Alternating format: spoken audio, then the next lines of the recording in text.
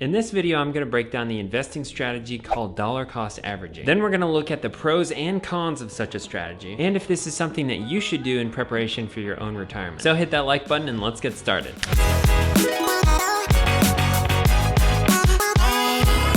Hello there, I'm Caleb. If this is your first time here and you want to learn about improving your finances, mastering your budget, and saving for the future, start now by hitting the subscribe button so you won't miss out on anything. So dollar cost averaging is when someone takes a lump sum of money and invests it in waves. So instead of investing $1,000 in a lump sum all at once, someone might invest a $100 chunk per month for 10 months in a row. The main reason for this is that it acts as a form of investment protection. According to Wikipedia, dollar cost averaging is an investment strategy that aims to reduce the impact of volatility on large purchases of financial assets such as equities. Did you just cite Wikipedia? You know you're not supposed to do that. Hey, I'm not in grade school anymore. The stock market can be a volatile place. Just look at last year. The S&P 500 lost almost 32% of its value in just over a month's time. Because nothing can be predicted, dollar cost averaging can help you avoid the impacts of this kind of downturn because it averages out your losses. Now let's see how dollar cost averaging would have impacted an investment made last year. If you took $1,200 and put it in the S&P 500 on February 14th of 2020 as a Valentine's Day gift for your significant other, I know, romantic, isn't it? It's not that romantic. That would be worth $1,397 about 1 year later. On the other hand, if you dollar cost averaged that investment at $100 per month for that year, your investment would have been worth $1,433. There you go, dollar cost averaging wins in this case,